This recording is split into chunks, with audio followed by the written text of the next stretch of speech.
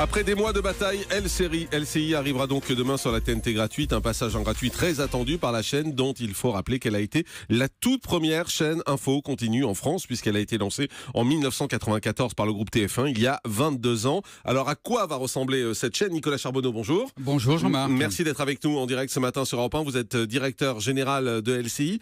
D'abord LCI en clair, pourquoi faire? Pourquoi faire? Pour qu'un maximum et pour que tous les Français nous voient. Enfin. Mais il y a déjà 2 chaînes info. Ben oui, mais alors, d'abord, je pense que... Et il y en aura 3 bientôt avec France Télé. Oui, il y en a même 4 avec Euronews, 5 avec France 24, 6 avec l'équipe 21 qui fait de l'information sportive. Moi, j'ai la conviction que LCI a sa place, toute sa place, et qu'on va faire une offre d'information qui séduira l'ensemble des Français avec des JT et des magazines d'information. Et puis ce débat qui consisterait à dire, mais finalement, est-ce qu'il n'y a pas trop d'infos? Il y a bien des pays, d'abord, où on aimerait avoir ne serait-ce que 2 chaînes d'information, et pas une seule.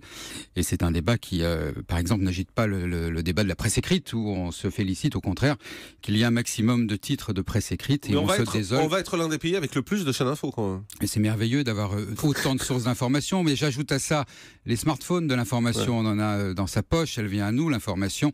Et puis, il y a des offres d'information qui ne sont pas les mêmes et tout le monde a sa place. Mais en quoi vous allez être différent de BFM ou iTélé qui, il faut bien l'avouer, sont très proches toutes les deux, hein. Vous avez les mêmes directs, vous avez les mêmes informations quasiment. Alors, vous avez les envoyés spéciaux qui sont côte à côte quand il y a un événement et on passe de l'un à l'autre, c'est quasiment le même plan derrière. Jean-Marc, si on fait ça, si effectivement on a la même information, si on aime au même endroit, au même moment pour dire la même chose sur les mêmes thématiques, alors effectivement on pourrait se poser la question d'une nouvelle chaîne d'information, mais ça n'est pas du tout ce qu'on va faire. On a une convention de chaîne info qu'on a signée avec le CSA et qu'on revendique, et c'est une opportunité pour nous, c'est de faire des journaux toutes les heures avec des rappels de titres et un bandeau déroulant dans les codes d'une chaîne d'information, et au-delà de ça des magazines d'information, des magazines thématiques sur la santé, sur la science, sur la culture, sur l'économie. Donc vous serez une chaîne de magazines? On est une chaîne d'information, mais l'information c'est quoi? C'est l'actu, c'est l'info. Est-ce que l'actu nous est finalement dictée, soit par les événements, soit par des rendez-vous qui sont souvent imposés? L'information c'est bien autre chose.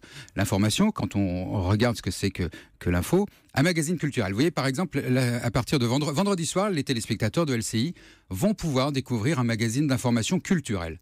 À 23h, tous les vendredis soirs, désormais, 1 heure d'information culturelle, présentée par Christophe Onodibio, journaliste qui présente cette émission. C'est un choix, c'est le choix assumé de se dire, pendant 1 heure, on va faire de la culture. C'est de l'information, on est bien d'accord. Les téléspectateurs de LCI vont découvrir un magazine que vous connaissez parce qu'il ressemble au vôtre, la Médiasphère, présenté par Julien Arnaud. Julien Arnaud qui est le journaliste qui remplace Gilles Boulot pendant ses congés au journal de 20h. La Médiasphère, 1 heure d'information sur les médias, mais pas que, enfin les médias dans tous les sens que vous connaissez beaucoup mieux que moi. Mais donc, ce sont des magazines d'information. Si je vous comprends bien, le jour où il y a les attentats de Bruxelles, iTélé et BFM seront en breaking news et vous parlerez santé. Malheureusement, les attentats de Bruxelles, s'ils arrivent quelquefois dans l'année, personne ne souhaite bien évidemment. Et dans la convention que nous avons signée avec le CSA, 30% de JT, le reste ce sont des magazines, nous avons cette possibilité de casser notre antenne en cas d'événement majeur ou exceptionnel. Événement majeur ou exceptionnel. Malheureusement, effectivement, ces événements majeurs ou exceptionnels, comme le soir du Bataclan, comme à Bruxelles, ça arrive le moins souvent possible. Et j'ai tendance à vous dire, je souhaite casser notre antenne le moins souvent possible. Parce que sur ces événements-là, vous casserez l'antenne. Mais sur ces événements, nous casserons l'antenne. Est-ce que vous avez un exemple récent, par exemple, où vous nous dites, voilà, BFM et iTélé ont cassé leur antenne, nous, on ne l'aurait pas cassé pour cet événement? Alors d'abord, ils sont dans une logique de tout direct, de tout direct au sens où nous sommes également en direct, ils sont dans une logique de JT permanent, là où nous serons dans un JT toutes les heures, des magazines derrière. Je ne regarde pas la concurrence, je ne suis pas obsédé par la concurrence en permanence. Moi, je regarde ce que l'on va faire sur l'antenne de LCI avec les équipes de LCI. On a donné des exemples concrets. Par exemple, Bruxelles, vous nous dites vous cassez l'antenne quand il y a les attentats de Bruxelles. L'arrestation de Salah Abdeslam, là, vous n'avez pas cassé l'antenne. On a fait une émission spéciale. C'est pour que les gens comprennent bien, en fait. Alors, sur l'arrestation qui est un vendredi soir, on a fait une émission spéciale qui a duré le temps d'une émission spéciale. 1 heure, non? 2 heures. 2 heures en l'occurrence. Et puis, à un moment donné, se dire, bon, on a dit ce qu'on avait à dire, On reviendra vous dire d'autres choses quand on en saura davantage. Ce n'est pas la peine de rester en plateau, en studio avec des experts compétents, mais qui à un moment donné n'ont plus d'informations. Donc on va faire cette pause. On continue de vous informer. Il y a toujours un bandeau déroulant. Et le bandeau déroulant est quelque chose de très important. C'est la première chose que l'on voit sur une chaîne info, parce que parfois on la regarde sans le son. Il y a toujours des Donc vous voulez JT, dire que BFM a tort de l'avoir supprimé hier mais non, mais dans sa nouvelle formule? Je ne suis pas là, Jean-Marc, pour parler de mes confrères. Je suis pas là. Non, mais en même temps, il y a une concurrence, il y a plusieurs chaînes. Vous dites que le bandeau déroulant, c'est l'une des choses les plus importantes, BFM l'a supprimé hier. Bien sûr, parce que le bandeau déroulant, si tant est qu'on ne reprenne pas dans un bandeau déroulant toutes les infos qui nous sont... Vous savez, il y a 1000 dépêches qui tombent à l'AFP chaque jour. 1000 dépêches, dont 120 dépêches urgentes. Nous n'avons pas vocation à LCI à être simplement un relais de ce qui peut être publié partout. Le bandeau déroulant, il y a un choix éditorial sur ce bandeau déroulant. Et puis, il peut donner rendez-vous à nos téléspectateurs. Quelque chose qui me tient à cœur. On a une nouvelle signature sur LCI qui est LCI, vous êtes au cœur de l'info. Vous, téléspectateurs, vous êtes au cœur de l'information. Parce qu'on a cette conviction, ce souhait de refaire de l'information d'une certaine manière en connexion et concernante. Voilà.